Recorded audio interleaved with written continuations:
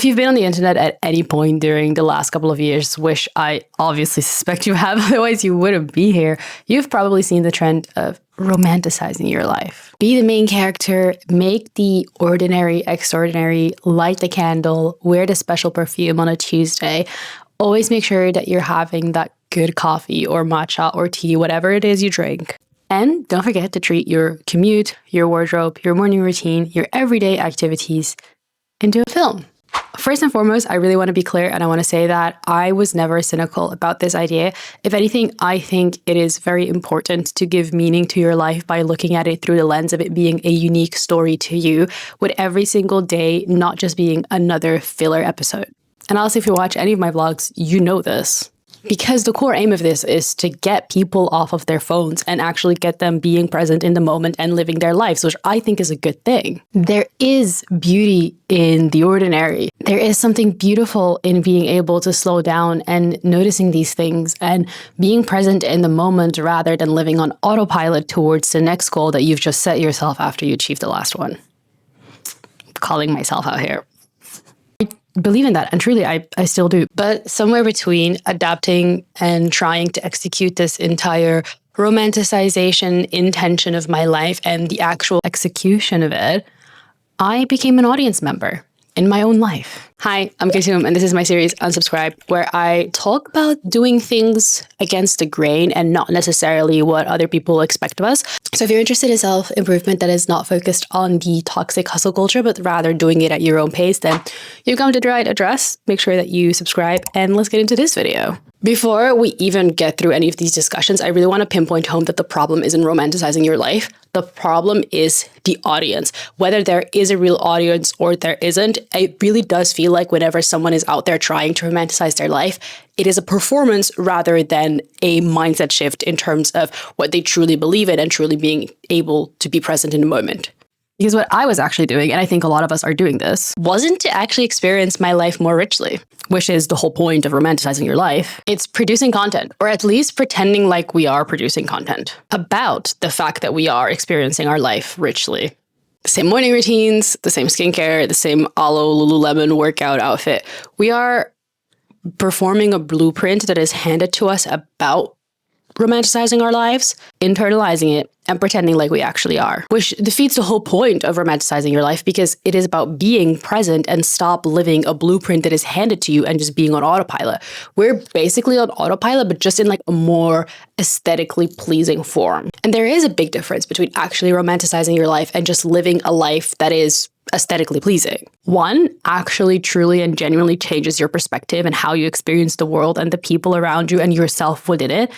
And the other one hollows out every single one of these experiences that you're actually trying to live. The candle stops being a candle because you want a softer, dimmer light to not disturb anybody and keep your circadian rhythm in the evening. It just becomes a candle that you lit because it photographs really nicely and it shows that you're like this kind of person that's like so analog. The book stops being a book that you actually read and enjoy, and it becomes a prop in the background of your shot because it has Dostoevsky on it. And you going for a walk on your own or a little bicycle ride or just being in the moment stops being whatever action that is and turns into B-roll footage. The thing is that you can be doing this for quite a while without realizing that you're actually doing it. And you're having all the greatest and purest of intentions. And you're genuinely believing that you are romanticizing your life, but at the same time, you're constantly thinking about it. And you're paying so much attention to the fact that you should be romanticizing your life and that this is like really aesthetic and really romanticizing and that you should capture it. So it just ends up defeating the whole entire purpose because you're in this cycle of, oh, I want to be romanticizing my life, but I also want to make sure that I capture it because I want to show the world that I'm romanticizing your life. And when you're capturing it, you're actually removing yourself from that situation and you're no longer living it as the person, but you're just looking at it from like a third person POV. Because of course, are you really romanticizing your life if the world can't see that you have an aesthetically pleasing life? And I really noticed this when I went on my solo day to the museum. It was beautiful. And I did it with the intention of romanticizing my life, of going out and doing things on my own. But the main thing that I kept thinking about as I was walking down the museum and looking at all the portraits and seeing all the people around me was like, wow, I really just wish I had someone who could take like an aesthetically pleasing photo of me right now so that I could actually put it on the internet. Girl, You went to a museum to live a romanticized life, and the only thing you can think about is wanting someone to take a picture of you so that you can prove to the world that you are living an aesthetic life. And that was the canon event that has led me to today's video. Romanticizing your life, the way that we are consuming it and we're being told about it on the internet, isn't actually about romanticizing your life. It's more about changing things and buying new things and placing things a certain way so that you can post about them and look aesthetically pleasing. The real romanticization of your life happens when you start looking at your life as a story to be lived. And you are that main character in that story. Everything that is happening to you, good or bad, is something that is furthering the plot. And we hear it a lot as well, do it for the plot, which kind of then falls into the same bucket of like, you're doing it because you want to post about doing it for the plot. You're not actually doing it because you want to deepen your own plot and you want to go on your own side quests and you want to develop yourself as a character. And character development is important.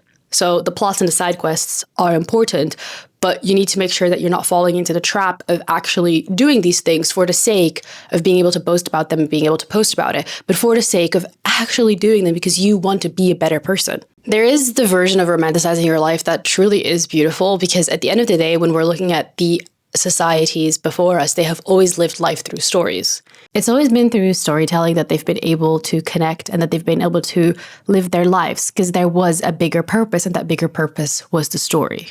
And you are the character in that story. Humans have always made meaning through narratives, and they've always found their own experiences important through storytelling. It's not new, and it doesn't make you a weirdo to look at life that way. And if it does, then be a weirdo. We are so obsessed with how people perceive what we are rather than how we perceive ourselves. So just stop caring. And it's funny that I say this because I still care. Of course, we're like social creatures. There will always be a little grain of caring and a little bit of, oh, what are other people going to think? But you need to, at some point, get over that fear to at least some extent, because there's no point in living your life for other people because you can never, ever satisfy everybody. And that's kind of the extra layer that social media romanticizing of your life brings in.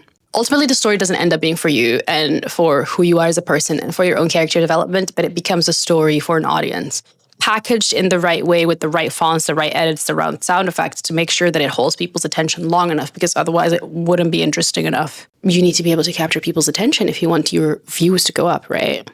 Because that's all we were doing it for.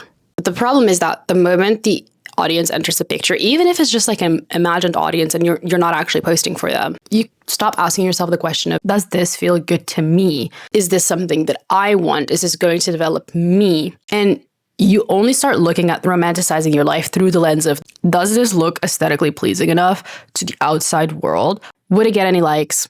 Is it trendy? And that in itself is the performance. And it's obviously going to be a very aesthetically pleasing performance. And if you go by the notion of romanticizing your life the way the influencers are telling you to romanticize your life, then yes, you're living up to the blueprint that they're giving you and you are doing it, but you're not doing it for you. And the whole point of romanticizing your life and living your life through storytelling is for it to be significant to you. If you hate matcha or you hate coffee or whatever it is you do, and you start drinking those things just because on the internet, that's part of their morning routines. If they're romanticizing my life morning routine, and you see them drink a cup of green sludge and you dread it, but you do it because, like that's what the aesthetically pleasing people did. Why are you living your life doing things that don't actually truly bring you joy? And I'm saying this as someone who, truthfully, I love beautiful aesthetic things, and I'm also a little bit of a basic, but that's okay. I'm not saying to not lit the candles. I'm not saying to not drink the perfectly good coffee or matcha. I'm not saying to not put the perfume on a Tuesday. Heck, I'm literally in Paris itching to be done with work early enough for me to be able to go to Louis Carmen so that I can get a $500 journal. Because I love beautiful things, but journaling is important to me. And I'm not going to get that journal because everybody and their mother told me to get one and because it's all over the internet. Like, I genuinely, truthfully find the thing so beautiful. And I have the philosophy that if there's something that you use every single day in your life, splurge on it. So I'm living up to that philosophy because it's my value. And I believe that this Louis Carmen is like a little subplot in my own movie, which is my life. So I'm not arguing against the romanticization of your life. I am arguing against the performance of romanticizing your life for an external audience, having you be an audience member in your own life. I'm just arguing against the fact of you turning everything and your life into props to serve the purpose of telling a story to other people about yourself, who you not actually are. Because the second you turn your life into a set, you stop living and you start performing. And that is just so unhealthy. It will never bring you the joy that you think this idea of romanticizing your life will bring you. So you're setting yourself up for failure. So when I stopped, or at least tried to stop, because of course I still really enjoy vlogging, but again, vlogging is true to me. I've always been like, oh, I really like vlogging. And I think I really like to share my opinions and my thoughts and whatnot with other people. But it is very difficult, first and foremost, to actually catch yourself doing this and to actually realize that a lot of the things that we are doing is just simply for performance for social media, because it's been such a big and ingrained part in our everyday life. And most difficult part about this is to actually realize that you are doing it. It takes a lot of self-awareness, but also it takes you going out and doing experiences without the premeditated intention of going to record it, to catch yourself itching to actually record this. And besides, of course, the museum example that I've given you earlier, the other example also was a couple of days ago now that I'm in Paris. I was cycling home after having a lovely dinner with a friend that was really soul warming, and I didn't record anything there. I didn't take a photo. I did take a photo of the food, but I didn't record anything. I didn't post anything. It was just me and my friend and that beautiful dinner in Paris. And I was cycling back home, and then on my cycle back home, I was like, wow, I really should get my phone out and be like that moment when you start cycling through the city on your own, because I was on that Lime bike cycling through Paris at like 11 p.m. at night on a summer night in June, and the breeze was lovely, and I had to genuinely cover my face from how I was smiling ear to ear, just grinning in absolute sheer excitement and happiness and just gratitude for the fact that I was here.